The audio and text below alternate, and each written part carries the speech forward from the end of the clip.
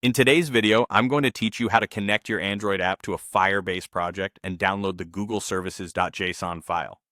First, open your browser and head to the Firebase console. Sign in with your Google account, ideally the one you use for development, so you have access to the right projects. If you juggle multiple accounts, it can help to use a private window or double-check the profile picture in the top corner to confirm you're signed in to the correct account. Once you're in, you'll see your Firebase projects on the dashboard. Select the new Firebase project you want to connect to. Taking a moment here to confirm the project name is important, especially if you manage multiple environments like staging and production. After the project opens, look for the gear icon next to the project name, usually near the top left. Click that gear, then choose Project Settings. This is where all the important configuration options live, and it's the central place for managing app registration details. On the Project Settings page, scroll to the Your Apps section. Here you should see platform icons and any apps already linked into this project. Choose the Android app that matches your app's package name.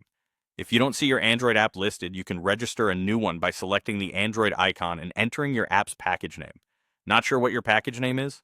In Android Studio, open your module-level Gradle file, often called apps/build.gradle or build.gradle.kts. Look for the line labeled Application ID. That value is your package name.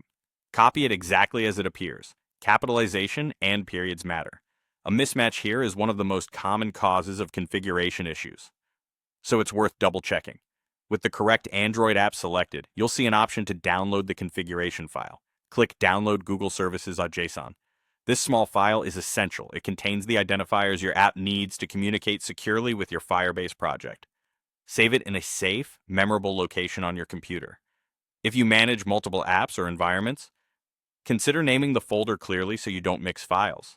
Treat this file with care and avoid sharing it publicly. That's it. You've signed in, chosen the right project, opened project settings, selected or registered the correct Android app using the application ID from your Gradle file, and downloaded the Google Services JSON file you'll need for integration.